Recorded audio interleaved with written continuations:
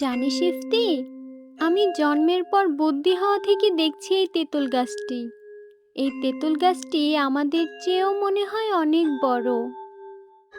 হ্যাঁ শিমু, আমিও তো আমার জন্মের পর থেকেই এই তেঁতুল গাছটি দেখে আসছি। গ্রামের কত মানুষ এই তেঁতুল গাছের নিচে বসে বিশ্রাম নেয়। অনেক পুরাতন এই গাছটা।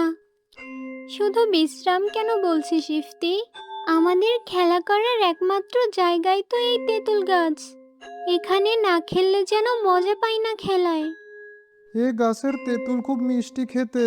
এ বাড়ি যে দাদিমা থাকে উনি আমাকে কটা তেঁতুল দিয়েছিল। খুব স্বাদ সে তেঁতুলের, এখনো মুখে লেগে আছে। জানি জানি, দাদিমা তোকে একা তেঁতুল দেয়নি, আমাদের সবাইকেই দিয়েছে।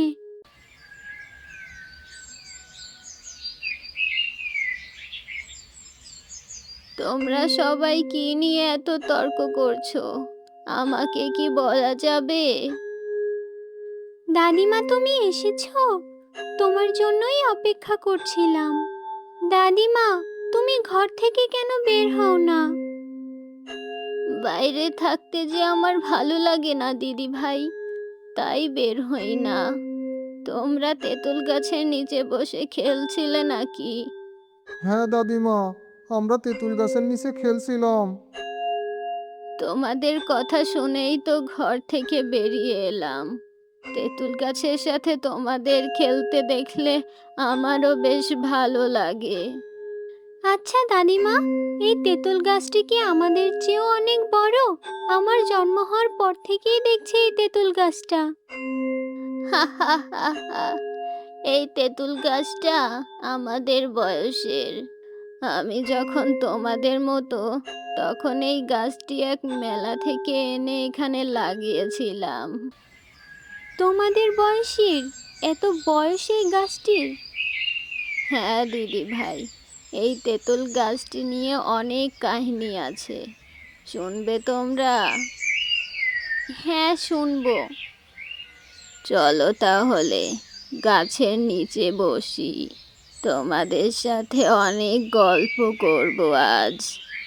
আমি আর আমার ভাই যখন অনেক ছোট, তখন আমাদের এই গ্রামে প্রতি বছর অনেক বড় জাঁকজমকপূর্ণ মেলা বসতো। সেই মেলায় অনেক দূর দূরান্ত থেকে মানুষ আসতো মেলা দেখতে। কিন্তু আমাদের মা বাবা মেলাতে আমাদের যেতে দিত না। কেন যেতে দিত না দাদিমা? অভাবের সংসার ছিল খুব। মা বাবা ভাবতো মেলায় গেলে যদি কিছু কেনার জন্য বায়না করি, তাই যেতে দিত না। তারপর কি হলো দাদিমা? এক মেলার সময় আমি বাড়িতে খুব জিদ ধরলাম, এবার মেলায় আমি যাবই। যদি মেলাতে নিয়ে না যায়, তবে বাড়িতে কোনো খাবারই খাবো না। তারপর কি হলো? বলছি বলছি, সব বলছি। রায়পুর একটি ছোট্ট গ্রাম। প্রতি বছর এই গ্রামে জাঁকজমকপূর্ণ মেলা বসে। এবারও রায়পুর গ্রামে বড়সড় এক মেলা বসলো। মিনা জানিস, আগামী সপ্তাহে এক সপ্তাহ যাবত ওই জামতলায় মেলা বসবে। আমি বাবাকে বলেছি এবারের মেলায় অনেক খেলনা আর চড়ি ফিতা কিনে দিতে। আমি এই এক সপ্তাহ ধরে রোজ মা বাবার সাথে মেলায় যাব। আমাকে তো মা বাবা মেলাতে নিয়ে যেতে চায় না, কিন্তু এবারের মেলাতে আমিও যাব। তোকে না নিয়ে গেলে কার সাথে যাবি তুই? কেন, আমার ভাইয়ের সাথে যাব। তাহলে তো খুব মজা হবে। আমি আর তুই একসাথে মেলায় ঘুরবো, নাগরদোলায় উঠবো। আমার খুব শখ নাগরদোলায় ওঠার। এমন সময় রোজার মা রোজাকে ডাক দিল। মিনা, এখন যাই, মা ডাকছে। তুইও বাড়িতে যা, কাল আবার খেলবো।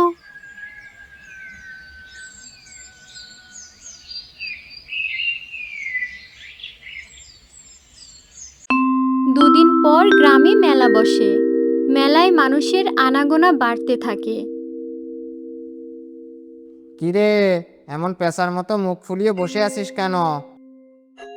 মা মিনা, ঘুম থেকে উঠে তোর আবার কি হলো? মুখটা এমন ভার করে বসে আছিস কেন? কিরে পেঁচা, তোর মুখ কি কেউ নেওয়া দিয়ে আটকে দিয়েছে? কথা বলছিস না? মা, তোমার ছেলেকে পেঁচা বলতে নিষেধ করো। সব সময় ও আমার সাথে এমন করে। বাহ, একদম তেলে বেগুনে জ্বলে আছে দেখছি। তা থাকবো না, সবাই মেলায় যাচ্ছে, শুধু আমাকে কেউ মেলায় নিয়ে যায় না। রোজার বাবা ওকে মেলায় নিয়ে কত কিছু কিনে দিয়েছে। তোমরা কেউ ভালো না, সবাই পচা। হ্যাঁ, সবাই তোর মতো পচে গেছে। এই রাজু, তুই চুপ থাকতো। সারাদিন মেয়েটার পিছে লেগে থাকিস কেন? মিনা, তোর বাবা সংসারটাকে ভালোভাবে চালাতে পারে না, সেখানে তোকে মেলায় কিভাবে নিয়ে যাব? আমাকে কিচ্ছু কিনে দিতে হবে না, তবুও আমি মেলায় যাব। মেলার জিনিস দেখার আমার খুব শখ। ভাইয়া, আমাকে মেলাতে নিয়ে চলো না। আমার কাছে যে কোনো টাকা নেই বোন, তোকে মেলায় নিয়ে গিয়ে কিছু কিনে দিতে না পারলে আমার খুব খারাপ লাগবে। কি হলো? আমার মাটা সকাল সকাল এভাবে কাঁদছে কেন? কে কি বলল? বোন আমার মেলায় যাবে বাবা, তাই এমন হাত পা ধরে ম্যামা করছে। আচ্ছা ঠিক আছে, আমার মাটা এবার মেলায় যাবে। এই ভোলু, তুই আর রূপালি গিয়ে মেলা থেকে ঘুরে আয়। নে মা, এই 5টা টাকায় আমার কাছে ছিল। মেলা থেকে তোরা দুই ভাই বোন কিছু কিনে খাস। তোদের কিছু দেওয়ার মতো সামর্থ্য তো আমার আর নেই। এই 5 টাকাতেই আমি খুব খুশি। ভাইয়া, চল এবার মেলাতে যাই। ভাইয়া, আমরা এই 5 টাকা দিয়ে কি খাবো? আমি কিছু খাবো না বোন, তোর যা ইচ্ছে তুই কিনে খা। ভাইয়া দেখ, ওই লোকটা তেঁতুল গাছ বিক্রি করছে। আমি তো তেঁতুল খেতে খুব ভালোবাসি। চল, এই 5 টাকা দিয়ে একটা তেঁতুল গাছ কিনবো। তেঁতুল গাছ বড় হলে তারপর অনেক তেঁতুল খাবো। 5 টাকায় কি গাছ হবে? তবুও চল, শুনে আসি। কাকু, এই তেঁতুল গাছগুলো কত করে? বড়গুলো 10 টাকা, ছোটগুলো 5 টাকা। ওই ছোট গাছ একটা নে ভাইয়া, বাড়িতে গিয়ে লাগিয়ে দেব। সেদিন তারা দুই ভাই বোন বাড়ি ফিরে চারাটি রাস্তার ধারে লাগিয়ে দিল। ভাইয়া, এই চারাটি বড় হয়ে যখন অনেক তেঁতুল হবে, তখন দেখবি আমাদের সংসারের সব দুঃখ কষ্ট দূর হয়ে যাবে। হ্যাঁ বোন, তোর মনের সকল ইচ্ছা পূরণ হোক। এবার বাড়ি চল, মা হয়তো আমাদের জন্য অপেক্ষা করছে। অভাব অনটনে হাসি দুঃখে 2 বছর পার হলো। মিনা ও রাজু তেঁতুল গাছটির খুব পরিচর্যা করত। তেঁতুল গাছটিও বেশ বড় হলো। দেখেছিস বোন, গাছটা কত বড় হয়ে গেছে। দেখবি আগামী বছর এই গাছে তেঁতুল হবে। তাহলে তো খুব ভালো হবে ভাইয়া। তেঁতুল খাওয়ার জন্য আমাকে আর কারোর তেঁতুল গাছের নিচে গিয়ে বসে থাকতে হবে না। এভাবে আরও 2 বছর পার হলো। এর ভেতর মিনার ভাই রাজু এক দুর্ঘটনায় মারা গেল। মিনার বাবাও অনেক দিন ধরে বিছানায় পড়ে রইল। টাকার অভাবে পর্যাপ্ত চিকিৎসা না পাওয়ায় সেও মারা গেল। এবছর মিনাদের গাছে প্রচুর তেঁতুল হলো। দেখেছিস মিনা, তোর আর তোর ভাইয়ের গাছে কত তেঁতুল হয়েছে। আমার ছেলেটা যদি আজ বেঁচে থাকতো, তবে তেঁতুল দেখে কত খুশি হতো। হ্যাঁ মা, তা তো হতো। ভাইয়াকে আমার খুব মনে পড়ে। আজ গাছে তেঁতুল হয়েছে ঠিকই, কিন্তু তেঁতুল খাওয়ার শখ আমার মিটে গেছে। কাঁদিস না মা, এসব ভেবে আর কি হবে। আমাদের মা মেয়ের সংসারটা সৃষ্টিকর্তা কোনোভাবে পার করলেই হলো। আমাদের কাছে টাকা না থাকায় বাবাও তো চিকিৎসার অভাবে মারা গেল। তেঁতুলগুলো যদি আরো কিছুদিন আগে হতো, তাহলে আমরা বাবাকে ভালো করে চিকিৎসা করাতে পারতাম। তেঁতুলে পাক ধরেছে মা, তেঁতুলগুলো পেড়ে বিক্রির ব্যবস্থা কর। জানিস তো ঘরে আজ কটা দিন চাল ছাড়া কিছুই নেই। হ্যাঁ মা, আমি রাকিব কাকাকে বলে এসেছি তেঁতুল পাড়ার কথা। উনি একটু পরেই তেঁতুল পাড়তে আসবে। এটাই কি সেই মিষ্টি তেঁতুল বিক্রেতা রূপালীর বাড়ি? হ্যাঁ, আপনি কে? আপনাকে তো ঠিক চিনলাম না। আমি এক বিখ্যাত তেঁতুল ব্যবসায়ী। আপনাদের তেঁতুলের অনেক নাম শুনেছি, তাই এই গাঁও ধরে তেঁতুল কেনার জন্য এসেছি। মা মিনা, কি করবি? তেঁতুলগুলা কি সব একসাথে বিক্রি করবি? হ্যাঁ মা, করে দাও। একসাথে কিছু টাকা পেলে আমাদের কাজে লাগবে। ধন্যবাদ তোমাকে। বাজারে তোমার ওই মিষ্টি তেঁতুলের চাহিদা অনেক। এই নাও অগ্রিম টাকা। কাল কিছু মানুষ এসে তেঁতুল পেড়ে নিয়ে যাবে। তেঁতুল পড়া শেষে বাকি টাকা দিয়ে দেব।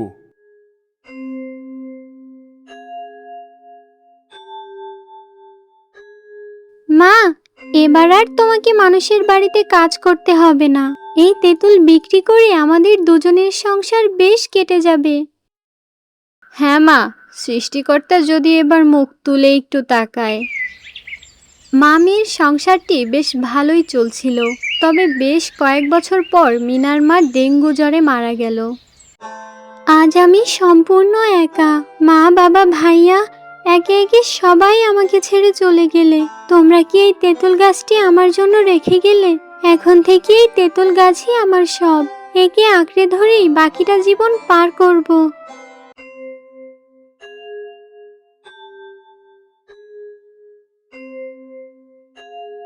খুব খারাপ লাগলো দাদিমা।